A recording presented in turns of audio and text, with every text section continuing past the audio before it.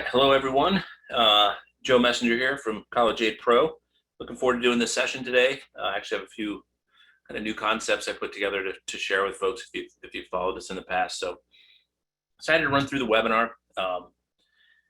Quick update: if you guys have been following College Aid Pro, we've had just an amazing year, and I got to say, express gratitude for everybody that's come on board and those that continue to stick with us. The platform we've built. It's very humbling to see the feedback loop we have and the relationship we continue to have with advisors and groups that are working with us. So excited to do this webinar today and hopefully give you some great takeaways for you to take back to your practice and fold in. So we'll go about an hour today, and we'll definitely have some time for Q&A, hopefully. I am going to stay in the PowerPoint, but I'm also going to get inside of the College Aid Pro software to demonstrate some things.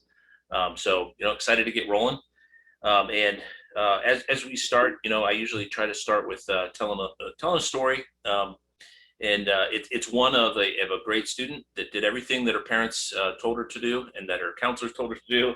She got amazing grades. She got all the SAT and the ACTs. Played lacrosse actually. And this is a story that said, look, we're going to go look at some of the best universities because you can get in.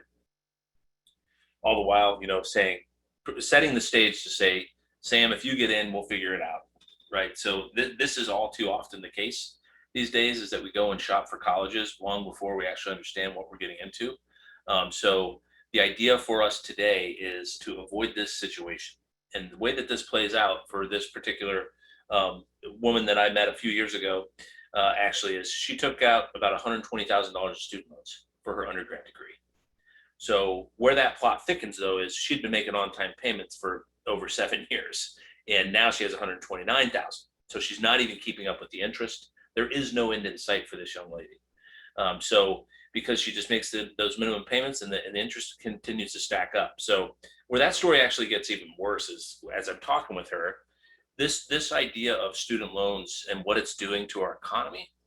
For her, it's not just the economy and the students, but what it did to the relationship with her parents. She hasn't talked to them in nearly 3 years. Last I spoke with her.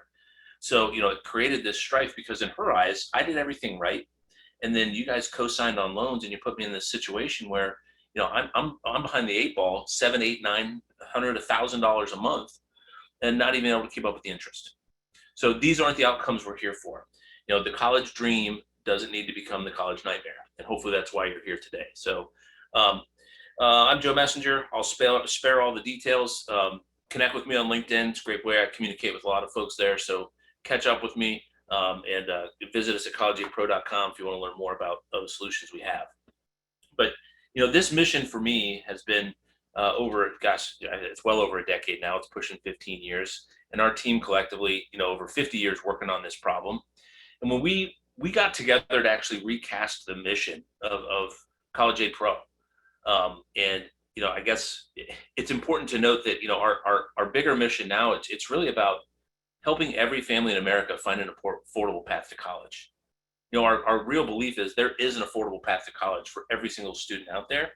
They just need to know how to find it, right? So our number one way that we do that is by raising the bar in college funding advice, right? So how do we provide better levels of service around this? How do we impact the lives of these young adults and their parents and create great outcomes in the mission to end the student loan crisis one family at a time, right? And doing it at its cause. There's been so much talk. You can't open a newspaper if you get a newspaper anymore. Turn on the TV without the talk of student loan cancellation. And number one, I don't think it's going to happen for one thing, but I also don't think that's the solution, because that's going to create a precedent of, they'll just cancel it in 5 to 10 years. Right. So hitting it at its root cause, if we can raise the bar in advice and we can end it before it begins, proactively instead of reactively, that's what doing good college planning is about. And for us, we've set on this mission, like, how do we empower advisors with the right software, training, and community, right? So it's not just College Aid Pro that's a software platform. If you're using it, awesome. We'd love that you're with us, but consider us a resource no matter what. Coming on these webinars, staying in touch. I'm going to hit on some of the FAFSA changes coming today. So federal financial aid changes. So, but our community is something that we've built, cultivated, and it's just pretty amazing what happens inside of our platform We do bi-weekly roundtables.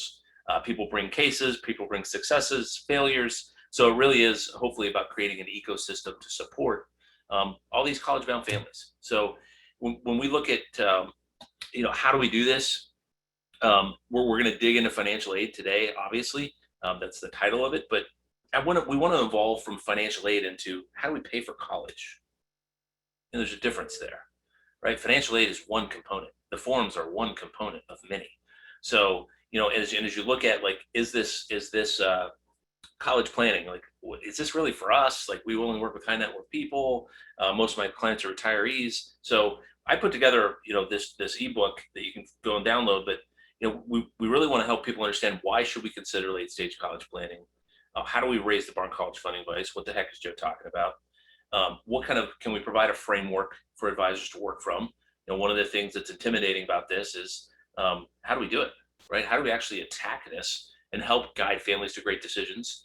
And then what kind of tools do you need, right? So what I talk about a lot is with anything you're doing with niche marketing or anything as an advisor, you got to have the right tools to attract, acquire, and serve at scale and make it a repeatable process, right? Attract, acquire, and serve, and make it a repeatable process.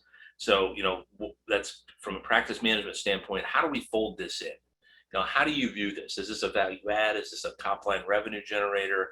How are we integrating this into our practice? That's really the last piece.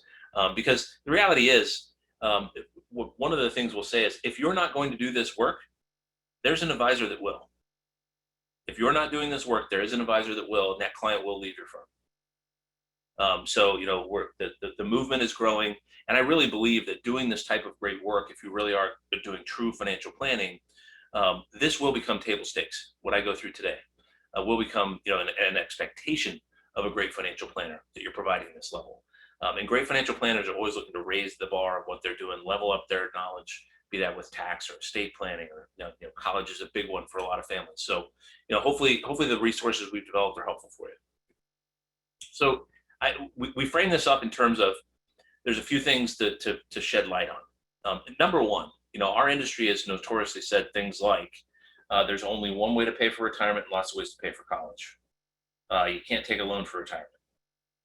So put all your money into retirement. And I got to tell you two things. Number one, I work with pretty successful, in my RIA, successful college-bound parents. They got kids that are college-bound. They oftentimes actually are pretty well funded for retirement, but they got nothing for college. And as much as we can tell them, they want to help their kids pay for college. 73% say it's their number one financial concern. So as a financial advisor, that someone comes in your door and they say, I want help with paying for college, and you say, let's check out these Roth conversion strategies. Like it's misaligned. And I can tell you that if you can help them solve their number one financial concern, you will get the rest of the business, right? Because at the top there, across from that, advisor's number one priority is winning new business. I'm here to tell you, there's 73% of parents want help figuring out this college funding maze. And then the ripple effect is, when we look at students, the student loans and repaying those loans, that's their number one financial concern. So guess what? That also becomes mom and dad's financial concern, right? Because you got a 22, 23, 24-year-old still hanging on. Guess what? If that student loan puts them behind the eight ball, that's when they got to come knocking.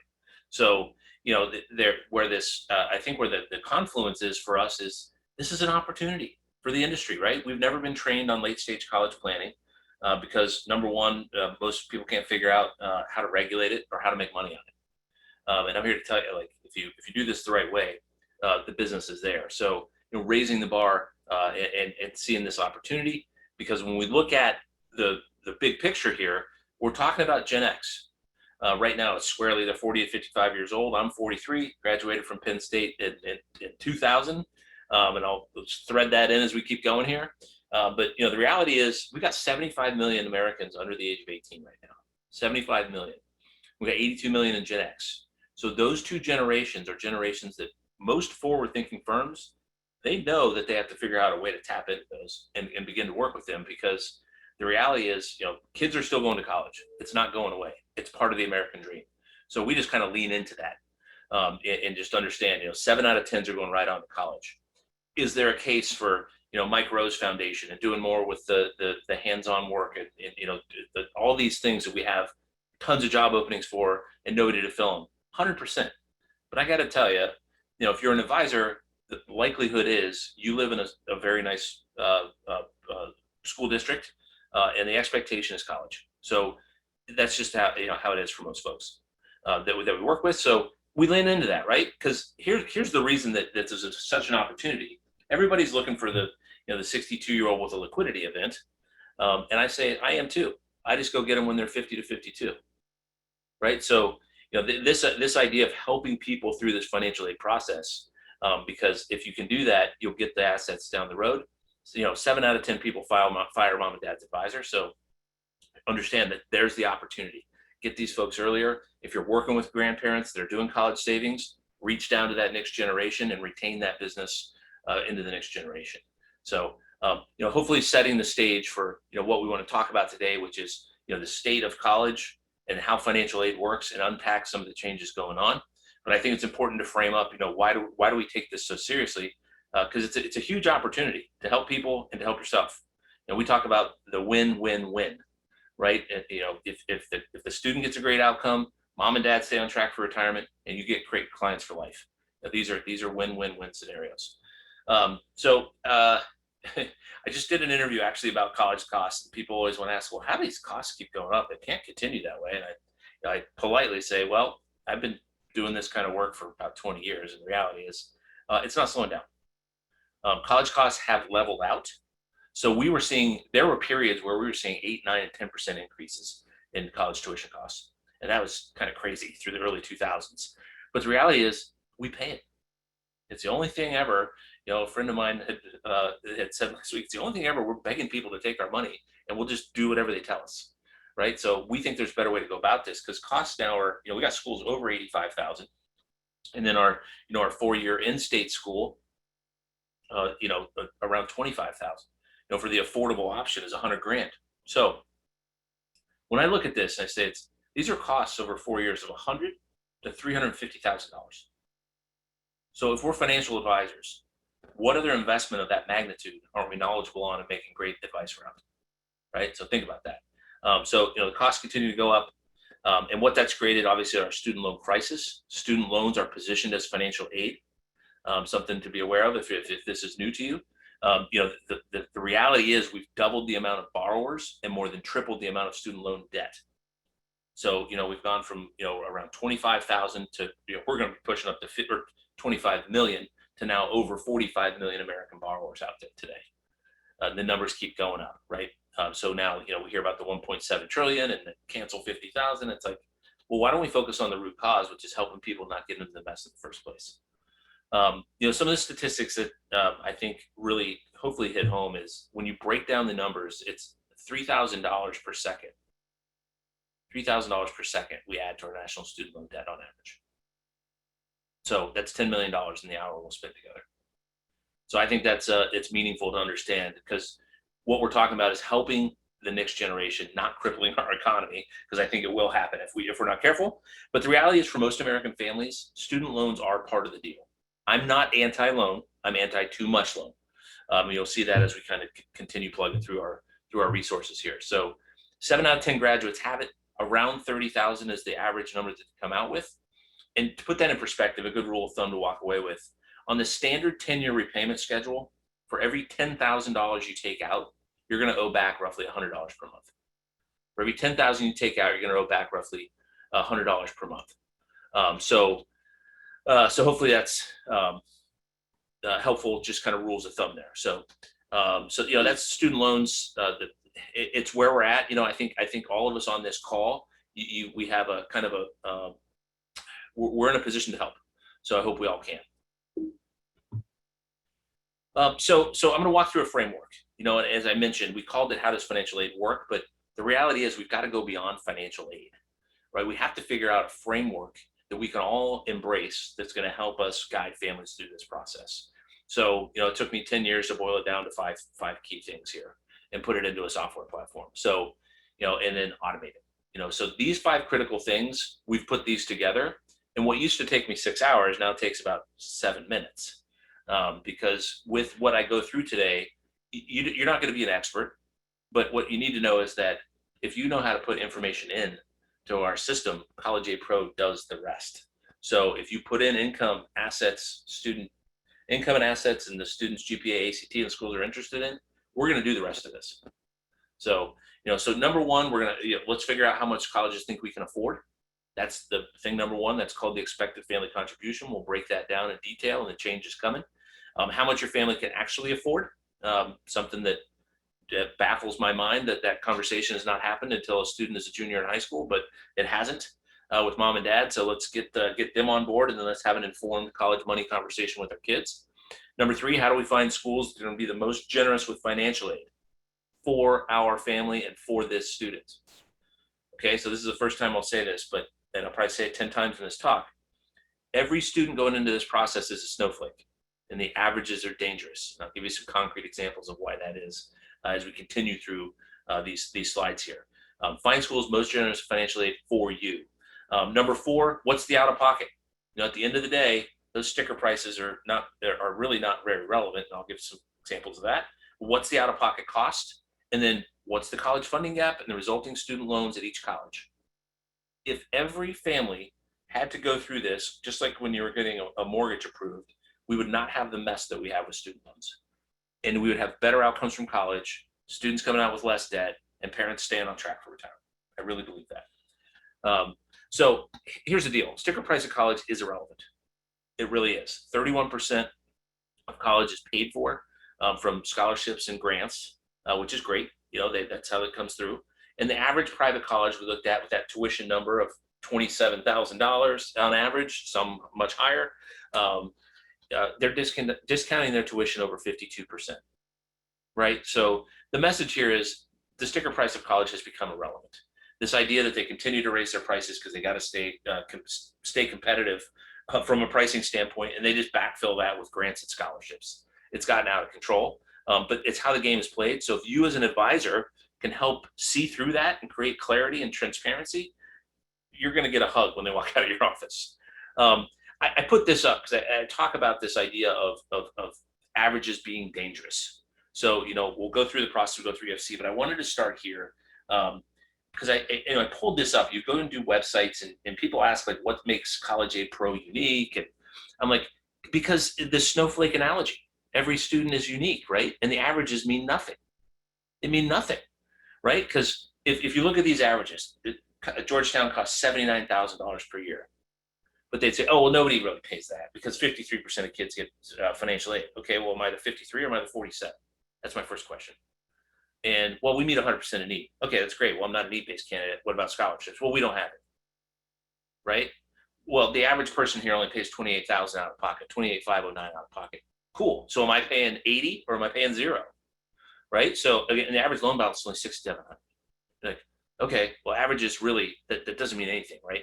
So I would equate that if you're looking at this as an advisor. Have you ever had people come into your office and they say, we need $1 million to retire? How do we get there? I'm like, okay, how'd you get to $1 million? They're like, well, we just thought it was a good round number and $1 million sounded right. I was like, okay, well, you're 45 and $1 million isn't what it used to be, right? This whole idea, but they read that in a book, they read the number, and that's kind of things they say. So again, with college, we've got to get more tailored, to give more custom solutions, and don't leave them to believe the averages, and don't believe them yourself. Averages are what they are. They're not lying; they're just misleading because you have to get tailored and you have to get down to the snowflake approach. So I wanted to start with that, and we'll give some more examples as we go. So, thing number one in our process: how much colleges think you can afford, right? So if you have heard about the FAFSA, the free application for federal student aid. It drives a federal formula, and it spits out what they would call your expected family contribution, right? So major changes coming. I'll hit on a few of them, but keep your eyes and ears open. We certainly are. We've been getting a lot of questions. How are you looking at these? Because what's happening is it was really the financial aid FAFSA simplification of 2020 that was passed by Congress. It made some pretty sweeping changes. One of the big ones is it's going to be called a student aid index instead of an expected family contribution. So this is to become effective law July 1, 2023, because it's for the 23-24 financial aid year. So you're going to be applying for that financial aid in the fall of 2022. So Yes, it's confusing. Yes, there's a lot of moving parts. The good news is we keep on track of this because we're college nerds. So if you want to stay on top of it, trust that we're taking this very seriously. But one of the things I'll say too is people have asked, like, how are you waiting for this in the software? And we're like, well, it's still 2 years out. These things have been known to change. There's some big changes I'll go through. So until we have absolute clarity, they just released the tables for this upcoming financial aid season. So, for us, we really, our approach has been, we do need to be a little bit patient because if we start to intermix these formulas before they're actually law, but trust me, we're trying to, figure out every way we can, even down to, you'll see soon in the not too distant future, a student aid index calculated for you. So, so it's a little bit on it, but mechanically, a lot of this stuff isn't going to change. The formulas are going to change as far as how they determine it. There's always tweaks every year, but this is the process that you need to know if you're an advisor. If you're helping a family that has a rising senior, so somebody that's going to be a junior right now, they're going to be a senior in the fall. They're the class of 2022, right? So the class becomes the important thing to track within your CRMs, which many of you probably don't. You have the age, but probably not the graduation class. So that's one thing, as a tip. If you're doing this, start to track graduation year for kids because that's really the important triggers. We know that the students going off in the fall of 2022. A couple things happen here in the not too distant future. In August 1st is when applications for admissions open up. And then October 1st is when applications for financial aid open up. So the Fafsa opens up on October 1st. So that's not too far off. So the main thing I drive home here is for application for admissions and for financial aid, have them all in by November 1st and help your clients fill them out. You think they know, they're smart people, but I can tell you, I've got people that, doctors, lawyers, advanced degrees, they overstate things, they put things in the wrong bucket, and I'll go through some of that. So if you can help them through this process, and College Aid Pro has a prompt to get you there, just help them get the right numbers in the right spot. I think it's the least we can do. We know what a non-qualified asset is. So the big thing by November 1st, why do we say that? Well, number one, if you want need-based financial aid, it runs out. So if you want need-based financial aid, be the first in line because it does run out. They may have a deadline of, March 15th of the following year, but if their financial aid's all gone and they've distributed it all, it's all committed. Sorry, you were late to the party, right? And the same with the application for admissions and scholarship. Many schools require you to have your applications in by what oftentimes it aligns with what they call the early action deadline to say, look, if you want to be considered for merit scholarship, you have to have your application in by this day. And if you're a day late, sorry, you're out. So that's how important deadlines are in this process. So if that's one thing you take away and you're not really digging in, just mark that thing, October financial aid forms, and we got to get them in by November 1st.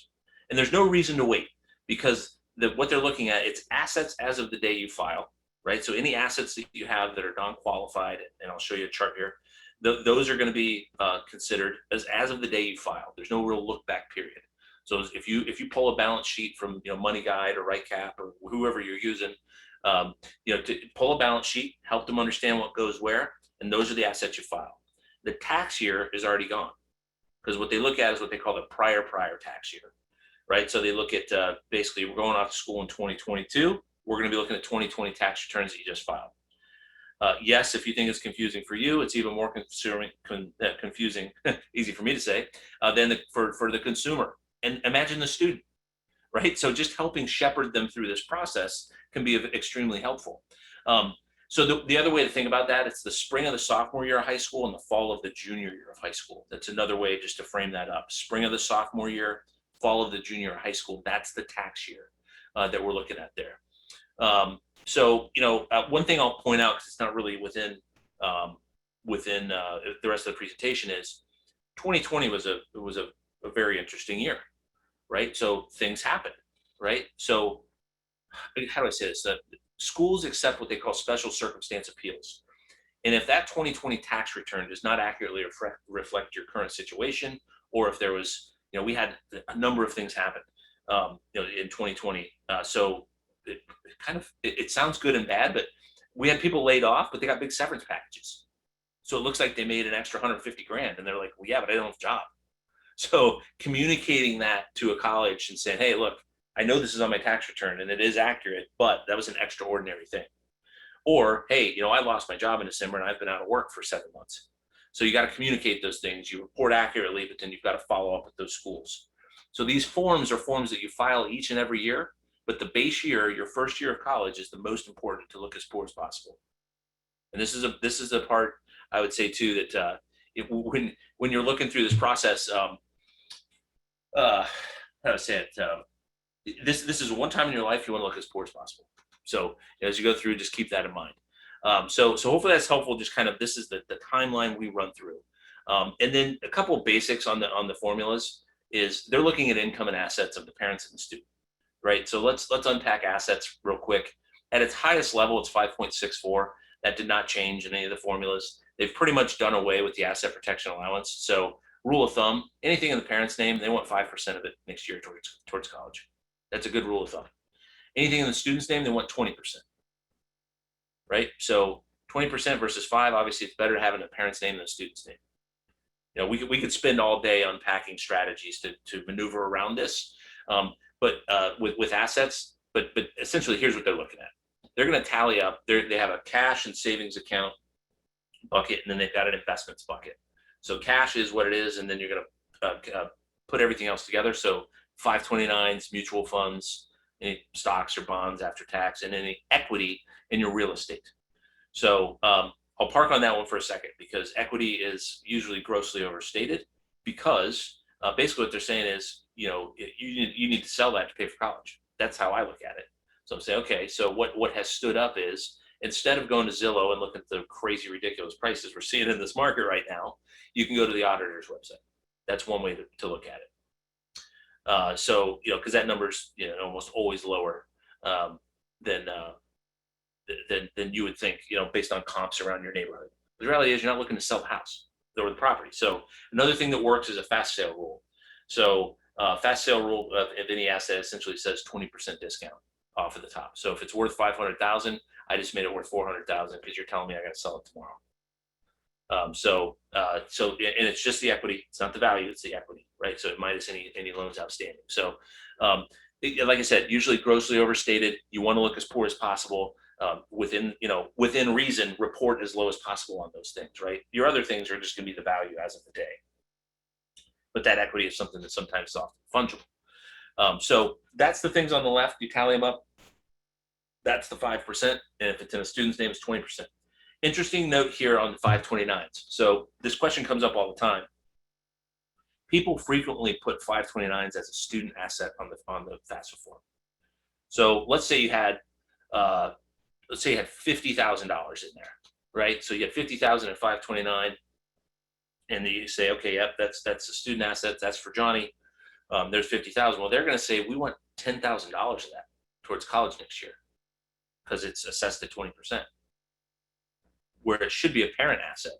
And on the FAFSA, it actually doesn't matter if the parent owns it or the student owns it. It's considered a parent asset at 5%. So that's $2,500 that they expect you to come out of pocket as opposed to 10.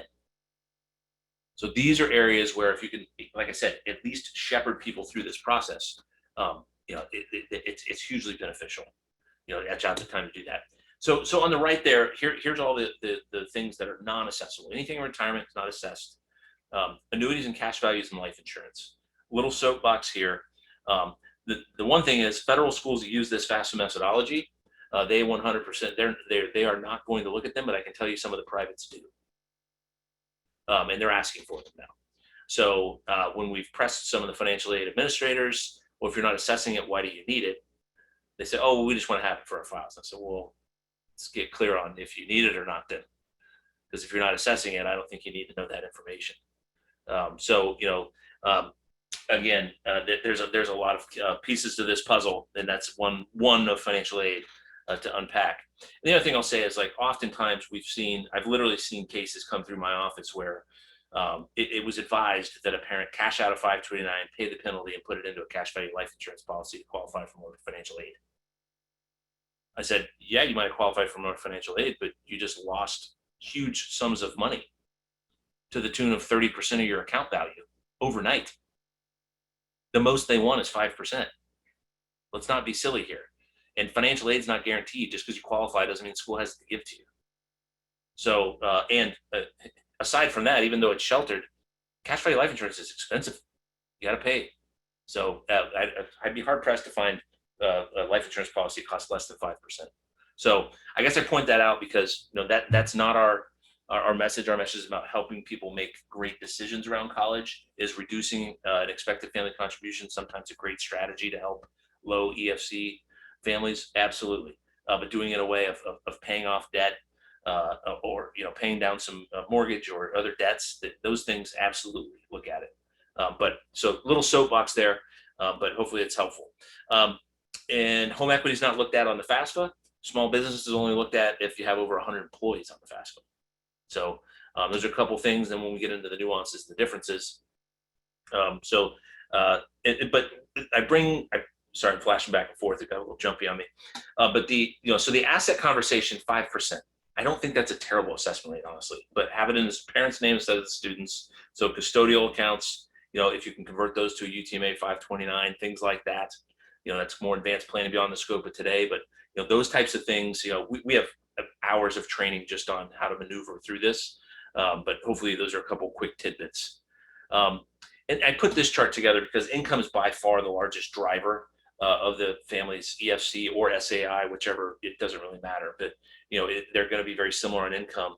Essentially, they give you a little allowance for taxes and a living allowance, but anything above that, they want anywhere from 22 to as high as 47%.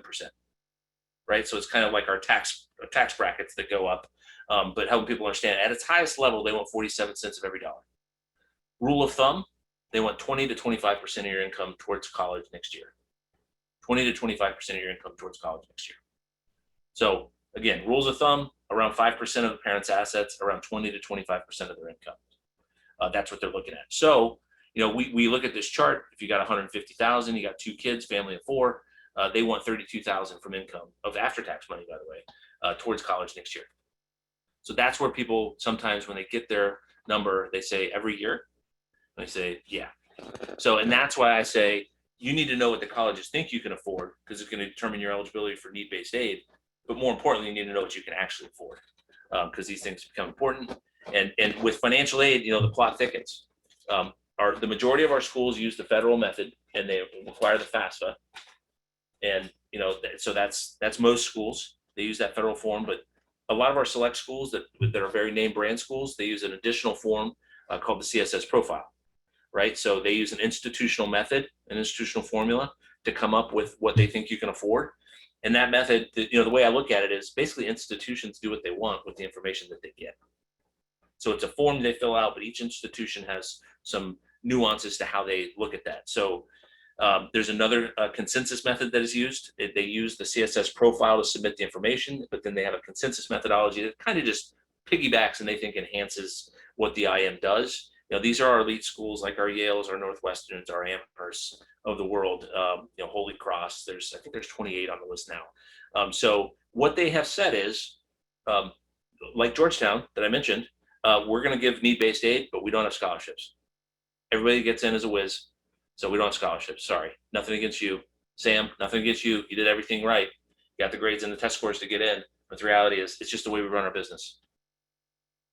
But if we can help swallow that pill earlier, it's going to be much better conversation. So, I broke out what I see as kind of the key differences in the different methodologies. I think these are the big things that move the needle. There's the bottom 3 are the 3 that I see come up almost on a daily basis with people that are applying to IM and CM schools. So home equity not looked at on the FAFSA. Profile schools, it varies. So it varies by school and it varies by how much they're going to assess. Typically they do it as a multiple of the income. So that's kind of a moving target. So each year we see it change, go from 1.5 times your income, and then the next year it's 1.8 times your income. And if you call them, they'll try and skirt around it. Well, that's proprietary. I was like, BS, that's proprietary. Tell me how much you're assessing. I need to know how you're figuring out how much I can afford for college. So press them on this stuff. And the consensus says we're going to do it, but only up to 120% of your income. So that's, that's how they've decided to do that. They do it the same across the board. And then assets in a student's name is a subtle nuance here, but essentially the consensus only wants 5% of any asset. parent or student. Whereas the CSS profile wants 25%, the FAFSA wants 20. So I think I have a sample in here. Yeah. So this is an example of a student that had a trust inherited. There's oftentimes not a way to get a trust out. So people ask that question all the time. Well, isn't there a way to get around it? Well, oftentimes not. I'll spare you the details on situations where you can, but most of the time you got 100,000 sitting in trust, and if you're looking at an institutional method school, they're going to want 25% of that. So 25,000. Whereas in this particular case, encourage the family to look at some consensus schools because we know the rule. They only look at it at 5%. So what did that do for them? Well, it dropped their EFC by $20,000 a year, $80,000 over 4. Probably even more because as you draw money out, it reduces that assessment in following years. That's a real live example. So that type of knowledge and expertise, it's actually inside of College Aid Pro. Our fees become relevant real quick, right? So if you have some expertise, domain expertise in these things, you're good to go. So that's one example. Home equity is one, and then divorce situations. So divorce situations are frequent, I would say. We'd all agree. In a divorce situation, the way the FAFSA looks at it is they're only going to look at the custodial parent. That is the parent they live with the majority of the time. That's going to be shifting a little bit to be the one that provides the most financial support. How are they going to verify that? Good luck. Probably through audits. But it's always been kind of on the honor system who's submitting the form. So, but the key there is on the FAFSA, it's one parent's financials. On the CSS profile, it varies. Most of them do assess both biological parents, or if they're adopted. So they're going to, there's lots of scenarios, but if they're they're the mother, father, mom, dad, whatever that scenario is, if they're a dependent in any way, shape, or form, profile and consensus, they're going to look at those both parents. So as you can imagine, if I make $60,000 and my ex-wife makes $400,000 and we have joint custody, well, you're going to live with me the majority of the time, and we're only going to look at schools that just look at my income, right? So those planning. So a quick aside here. One of the challenges in this process is the tools that are available. One of those tools is a net price calculator. A school is required to have you be able to put information in on your family and spit out what they think you would pay next year. We're yet to find one that actually equates for a divorce situation. So we think that's a problem. So interestingly, our net price calculators are actually much more accurate than the ones sponsored by the schools themselves.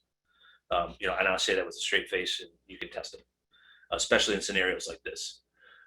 So that's a little bit. I think I have on a divorce situation, it can be a big swing. So that's kind of the first piece of the puzzle. So I know I had some questions come in. I'm going to take a few minutes now and then circle back and get on with the presentation. Yeah, Clifton, great question. What's the best time to engage a family? I hope to engage people as freshmen. I would love for people to come in as soon as possible, but the solutions that we offer really become effective as a freshman because you've got a little more clarity on your income, your assets, and the abilities of the student, because those are going to determine merit aid, as we'll get to here in a second. So love to have freshmen come in. The reality is people come on our mailing list, they get on a mailing list with 6th, 7th, 8th graders when we do a middle school program. They don't have the elephant sitting on their chest till they got a 17-year-old in their junior, and now they're going, gosh, we should have come in a couple of years ago. I was like, yeah, but the reality is that's when the pain is there. One of the things about college planning, there's a deadline and a benefit to get something done. Nobody wakes up and says, gosh, you know what? I really know you need to go get a financial plan. It just doesn't happen, right? So, gosh, really, it's always a triggering event. And college is one of those triggering events. It's very predictable. You've got a senior in high school or a junior in high school. We need to figure out college search. We need to figure out this process. Who do we go to talk to about it? Oh, I heard about this great resource down the road, right? So, and then, so families earlier in high school, I mean, it's accumulation. The best way to pay for college is to save for college. There's no doubt about it. We just know that the runway is so short. Even good 529 savers have, good 529 savers, the average balance is around 26,000, and that's doubled over the last decade, which is great news. But that doesn't even pay for 1 year these days. So the more we can save, the better. And I'll go through this next exercise to understand how cash flow and other things that can get through it. So let's see. People are asking, Anne is asking about getting through secure compliance approval. Ping us or set up a demo with us. You can ping me directly, and we'll help work through that, with yours in particular. And so we actually do have some irons in the fire with your particular organization. So please reach out. What type of support? I don't want to make this all about selling the software, but for us, I mentioned it at the top. For us, it's about a community, and we really foster that. So we have biweekly roundtables. We post all those up. We have a whole hosting board. So from a support standpoint, I think that's layer number one. And then our ticketing system works really well. So there's a ticketing system where if you submit something, it gets dispersed to whoever the right person is to handle that. So from a support standpoint, if you want one-to-one back office support, that's something we do for some advisors too. So it just depends on really what you want. So the software is the base thing. Question on this is a great question actually. 529 is funded by a grandparent. That's soon to be changing, I guess, with the new rules. It's one of the things that's sitting out there. So right now, if 529s do not get reported as an asset, but if they come into the college, they can be counted as untaxed income as much as 50% for the following year. So the scenario there is you got to be careful about when to use those funds to pay for college. So that's really getting very tactical. But if you wait till their junior and senior year and use the funds from grandpa and grandma, then they won't be reported because you've already reported all your income. That's the next. I guess that's kind of piggybacking on this here. The new rules essentially. That's what we're reading too, Mark. Is that's my interpretation. We'll see when the rubber hits the road. Is that essentially 529s from grandparents aren't going to be considered even if they write the check directly to the school. That's usually how the school finds out. They go direct from the 529 to the school. It just hits an alert. A lot of big schools don't catch that at all, but some of the small privates, like they catch it. They are home value link. No, not at this time. Never really thought about having a home value tool in there, so it's an interesting one. That 20% rule, that fast sale rule, it's worked like a charm though. I mean, it's just a really easy way to get to that number. Schools print federal loans like it's a scholarship. Yeah, it's interesting you say that, or at least it counts towards discounting the EFC. So how do these loans differ from loans from families that are expected to get to help pay for college? So yeah, so loans are presented as financial aid, and they oftentimes they present them as if they're reducing your out-of-pocket cost. That's the real problem. As I continue through here, you're going to see how we kind of break through all that noise.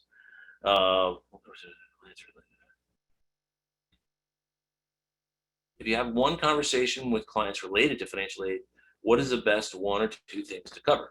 I think our college money report, if you go to freecollegemoneyreport.com, that's where you want to start. Help them understand, you need to understand what colleges think you can afford, but you need to understand your net cost is more important than the sticker price. So, how you shop matters, where you look matters. So, your EFC is important because it is a baseline. And then, this idea of like, what's the actual out-of-pocket cost? And then as we'll go through, create a budget. So kind of in that order, those 5 things, just give them that 5 things brochure that we provide everyone. And that's what you need to talk about. All right, I'm going to keep going. I'm going to mark this because I want to get through the rest of the material. So I appreciate all the questions here so far, and I was happy to stick around a little bit after to get through them. So next piece here I want to get through is the second piece of our second tenet for us, which is how much your family can actually afford. Okay, so it's a beautiful home here. I think we would all agree. But if I walked into a bank and asked for a loan for this home, I'd probably get laughed out of there, right? And the reason being is that's Jay-Z and Beyonce's house in the Hamptons. I don't have the resources. So I also have another analogy I use is like, look, I'm in the process right now of actually buying a car, so it's been really fun to drive cars. But everybody dreads it. But like, picture this: you're a 17-year-old and you're saying, "Hey, look, here's a blank check. You can go and look whatever car you want. Doesn't matter. Maseratis, Ferraris, Bentleys, whatever you want. Just go find the one you want and we'll figure it out. That's what we're doing in college. We're going to visiting schools that are just, completely out of range. So can we figure out a process to help people figure out what they can actually afford? And the answer is yes. So this first time I'm going to pop out and go into the College Aid Pro software. And back here. So one of the things you're seeing here, this is a glimpse inside of the College Aid Pro Advisor workstation. So what you'll see start to illuminate is across the top, you're going to see kind of the different tabs we have. So home is like home. Clients, prospects is where we manage people that come in from a college money report. The community for sharing. And the academy, we have a bunch of different training resources in there, step by step through the system. We have other experts in there, like Heather Jarvis on student loans and Ross Riskin with the CCFC designation. So we've got a lot going on. And then help here. This is, people ask about support. This is the best way to get really real-time support when you're inside of College Aid Pro. So when you're in College Aid Pro, the one thing to know is when we talk about gathering all the information here on the left, this is done in sequential order. So this is step one, how much they think you can afford. We already did that for this family. We put in their income and their assets, and we put in their bio. That's going to determine their financial aid. So that process is typically going to be done where we go through and actually invite the client to their family portal. So you can invite them to a discovery mode, which is just data collection. You can put them through an onboarding mode, which goes through, and some people just go through onboarding and they give College Aid Pro to their family and say, good luck. Collaborate is, I met with my client, I'm sitting here, so I'm going to send you an invite. You're going to have access to this. You can look at these schools and everything we do while you're drinking coffee at home, right? So, but this is it. This is this process we have here of like understanding, like, we've equated for everything. So you don't need to know everything. You just need to know how to put the right information in the right bucket. Everything has tabs to the right, right? So we're going to help you identify what are these things, what are the net worth, what are we looking at, what's home equity, et cetera. And then auto calculating these things. So when I put in another 100,000, you'll see those numbers at the top automatically calculate your EFC for you, right? So these are the kind of things that are right in here. As long as you put the information in here, and then also in here, pre-approval. This exercise will help you determine a college's the budget for this student for college, right? It's going to be a one-page college funding plan. But the reason that the college pre-approval and this one-page plan I think is so powerful is that it reduces the stress and anxiety. So if you can just do this exercise to help people understand how normal families are actually paying for college, they're going to be a lot better off than most people. Question comes up all the time. Do we bring the student into our first meeting to talk about this? Absolutely not. Mom and dad haven't talked about it yet. Right? So, the parents haven't talked about it yet. So we got to get you all on the same page before we bring Junior in, because you may come from very different perspectives on college. Mine was all paid for. And I went to a private school 4 years. It was awesome. My parents, no debt. That was their thing. And then, your spouse is sitting there saying, oh, well, I went over 7-8 years and I took out student loans and worked part-time. What do you want to do for our kids? It's amazing to me. They got a 16-year-old that's 18 months from going to college. They still don't have the conversation. So we can help, right? So understand, what do you have in 529s? What are you contributing? Because that's going to get us to what's going to be there when you're actually hit there. Do you have any other assets you want to commit to this, right? So, for this student for college, and then cash flow is a huge one. Walking them through this cash flow exercise really brings the shoulders down. I met with a family last night that, or yesterday, they're paying $12,000 a year for college. I said, great, you're already used to that. Let's start there. Right? What else goes away? Well, they also play lacrosse. Okay, great. How much is that? It's $8,000 a year. Okay, well, you're used to paying that. So those kind of conversations, but very simply, without any change in lifestyle, what are you currently setting aside? And then understanding that, a meal plan's not free. So $200 a month, we're going to commit that to cash flow in college, because that's going to go to feed them. Instead of coming out of your fridge, it's going to come out of the cafeteria. Right? And then also help understand, will they or will they not qualify for the AOTC? Here's qualifications, so we have it there. And then, so that's what mom and dad have. And then, okay, well, let's talk about what the student has. How do they expect to contribute? Do they have any assets? Yep, they got 10,000 that was a gift from an aunt. And they've got 200, do we expect them to work during school? Important conversation, really important. Do we expect them to work during school? If they are, is it for walking around money, or does it go towards tuition? Because that $10,000 right there represented, that's less loans they have to take out. That's $100 a month they don't have in student loan payments. And then grandparent help. This is a huge opportunity if you're working with the grandparent or working with the parent to also work with either of them, right? So we work with a lot of parents of college bound, and we've also had the good fortune to have a lot of their parents now work with us because as we started this college conversation, um, the idea is, how much do you have for college for the kids? Well, they've got something, I don't know what it is or where it is. I'm like, well, we need to quantify that, qualify that, because $5,000 is very different than 5,000 a year. So getting them on board, having these conversations, we get down to a pretty nice budget. It's not just 529s. It's cash flow. It's outside help. Tax credits can come in. So understanding, every budget's different. So now, like when we talk about it, now we're cooking with gas. We know what they think we can afford, but we know what we can actually afford, which is probably even more important. Because then we can go and start to shop smart, right? So I'm going to kick back out and go through this process here and understand how do we find schools are going to be the most generous of financial aid. And then I'll show you how College Aid Pros basically democratize the entire college shopping process. There's merit-based aid and there's need-based aid, right? So merit is based on the merit of the student. Need is based on your financial resources.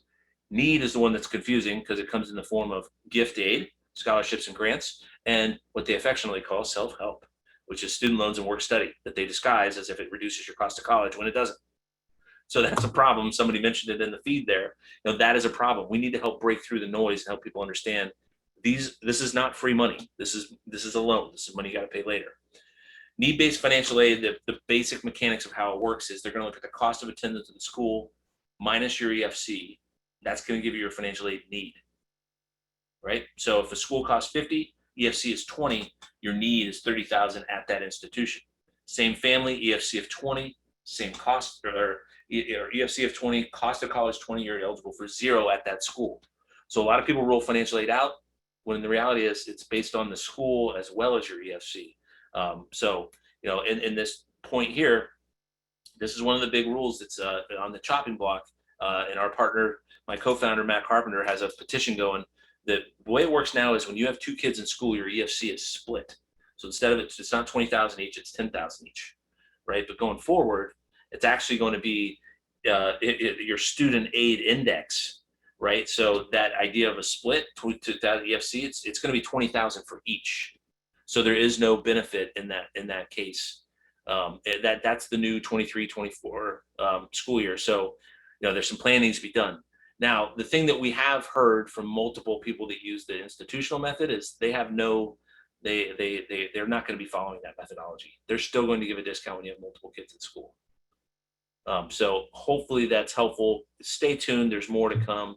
But there's some other small changes. They have, I think, increased visibility to Pell Grants. They've shortened the form down to 35 questions. They've made some changes. So again, we've done entire webinars on upcoming changes, and we'll continue to do those and keep people informed. But for now, you got to live with the current reality. So the Free College Money Report is a resource that we have that's out there that you can go and create an instant EFC calculator and net price calculator, 3 schools side by side. So if you're in this process, you're working with a client, you can help them get their EFC and 3 schools side by side net cost projection in about 5 minutes.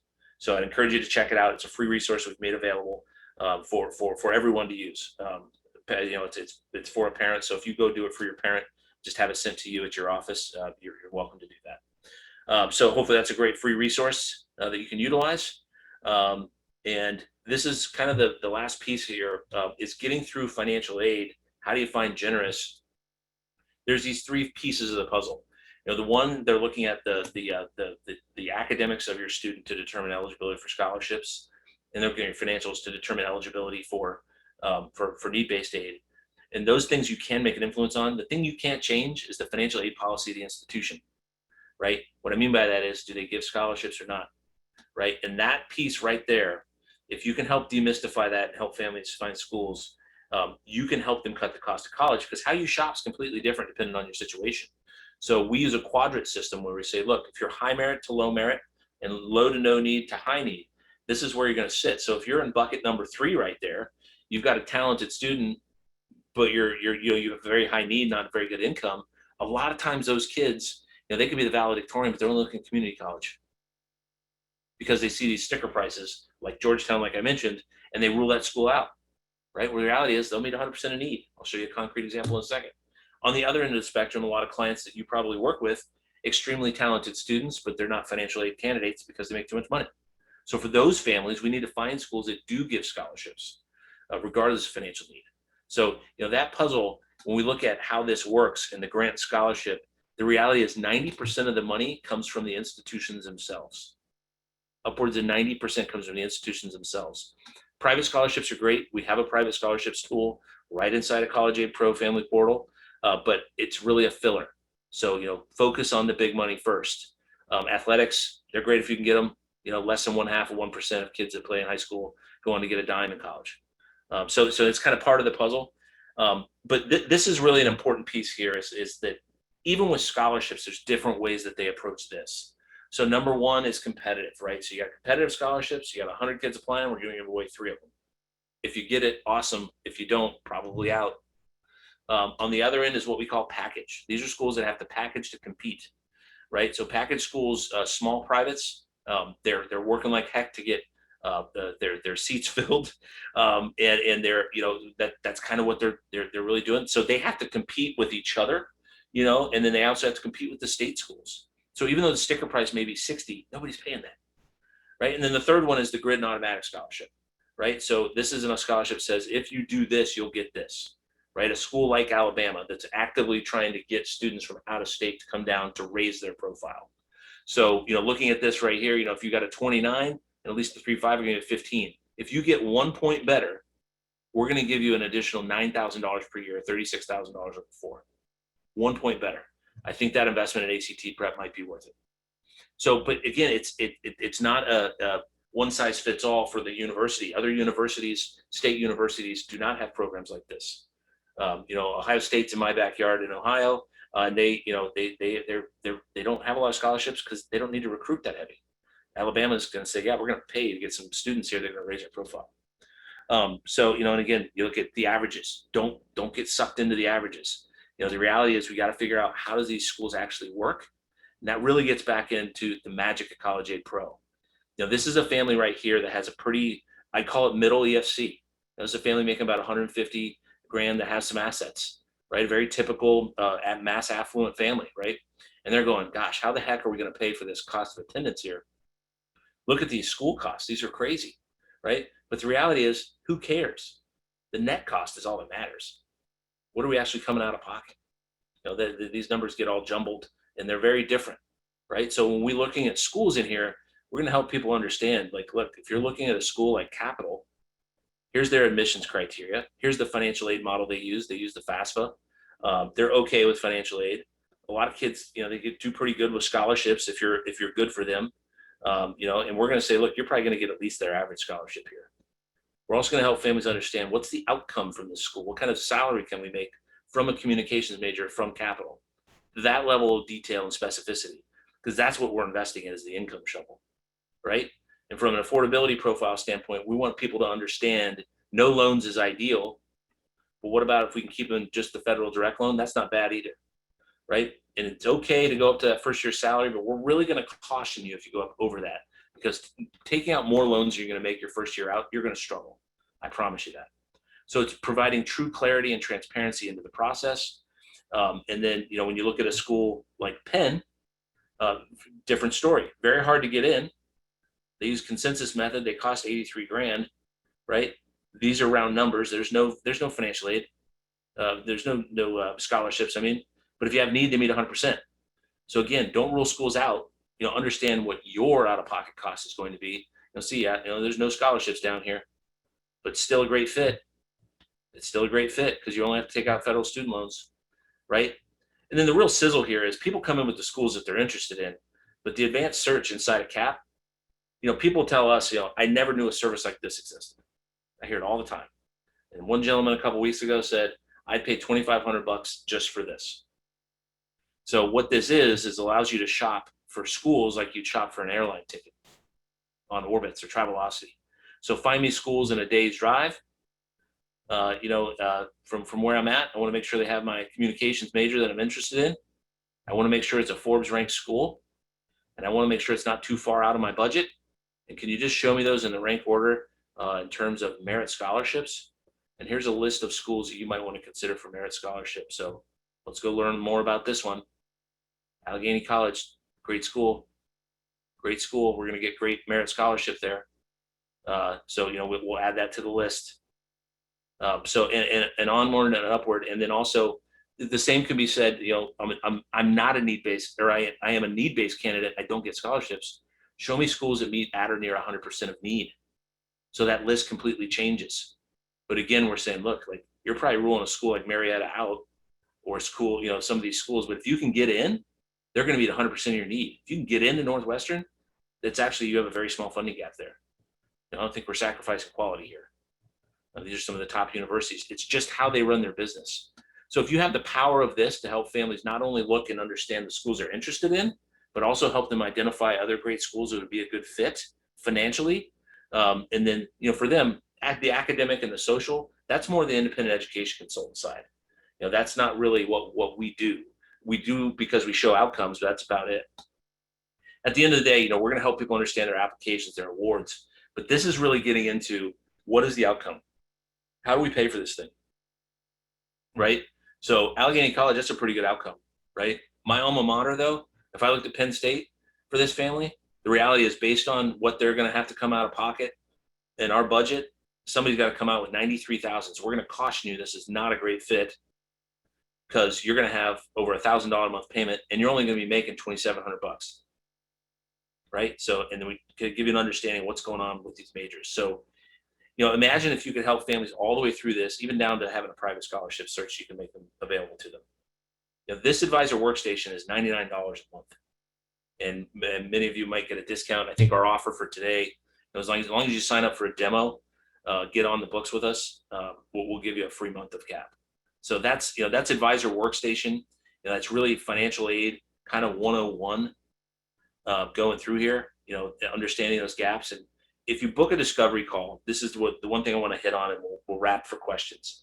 If you book a discovery call, some of the questions that come in is, I work for Cetera, or I work for Park Street, or we are actively in the due diligence process with a number of larger firms to get approved, but we need your help. So the way that works, we need people to get on the platform, start to use the platforms. We can say, look, we've got a number of advisors using this platform. And they basically said, we know that's how it works.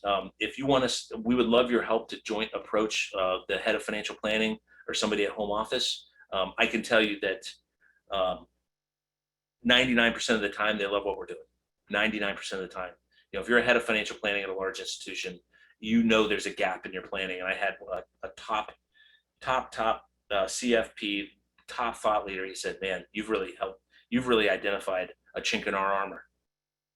A chink in our armor, right? Because look, this is something that we know we need to do more. We just didn't know how the heck to do it, right? So if you're an RIA, you're a broker dealer, you're an IEC, do you do an OBA, whatever that is, we'll help you navigate that. We've got resources. So the big thing with financial planning, is this a value add? Is this a niche you want to get into to attract more clients? Is it helping with retention?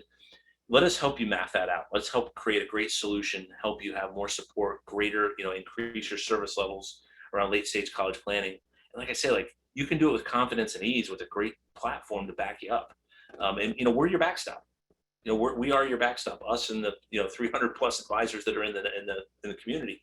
So we hope you'll book a demo with us, and I will go ahead and hop out of here, and then just to wrap it up. These 5 critical things. This is really the maze. Right. So, but if every family and every advisor can help families through this, how much they think you can afford? What's our budget? How do we find schools that are just financial aid? The snowflake, right? What's our out of pocket? And what's our delta? What's the actual result if we go here? No one else is showing this information. The question is, who's responsible to? And I would argue that the financial planning community is, right? We get the numbers, we get what goes in. You just need help, what I think, with a framework to help guide people to a great decision around college. So hopefully this has been a helpful webinar. I'm gonna stick around for a few minutes and take some Q&A here, but I'll stop the share here for a second. Let's see what we got.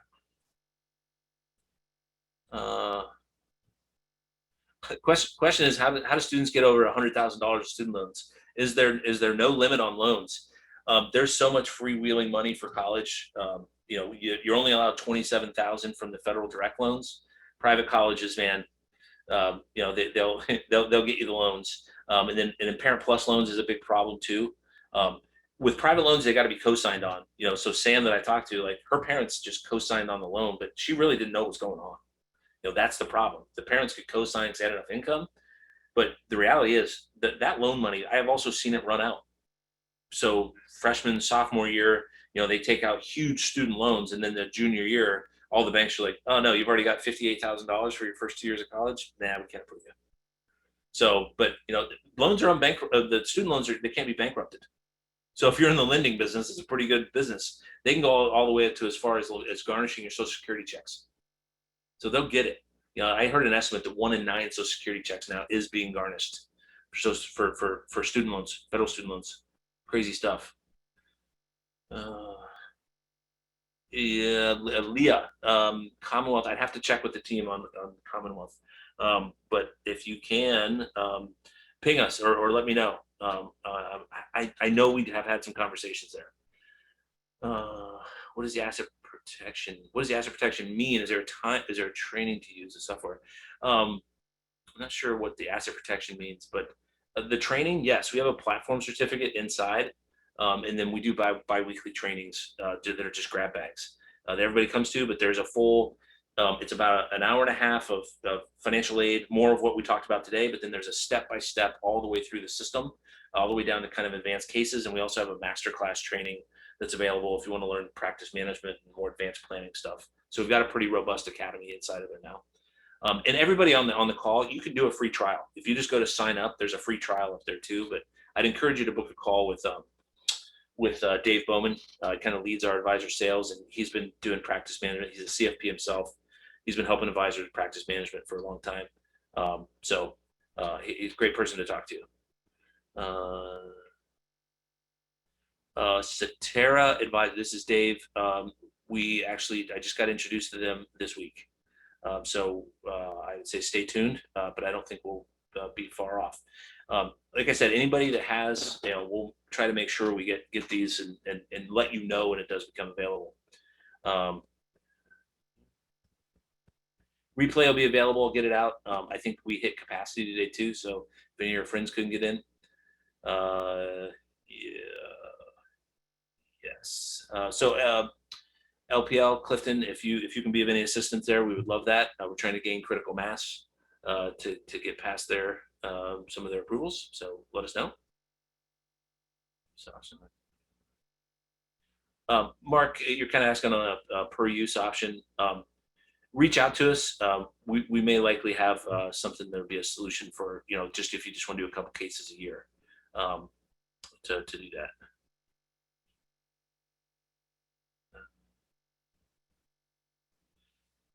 Yeah, and our demos are, I know, full, and I do apologize. So if you can email info@collegeaidpro.com, info@collegeaidpro.com, and we'll see if we can open up some additional availability with other members of the team to do more. Good news is we've got a lot of demand. But yeah, so if you're running into that, I know that's even a couple weeks out, but it's we'll try. We'll get somebody on the phone with you or on a demo. Drew, that's a great question on GI benefits, GI Bill and military benefits. We don't have anything in there right now. When you go to the how to pay, the GI Bill, like you can really put in, kind of whatever you want, or you can put it into the pre-approval slot as like a parent asset. So that way it's accounted for. We don't have like a calculation for it or anything in there just yet though. So, okay, hopefully those are those. Other.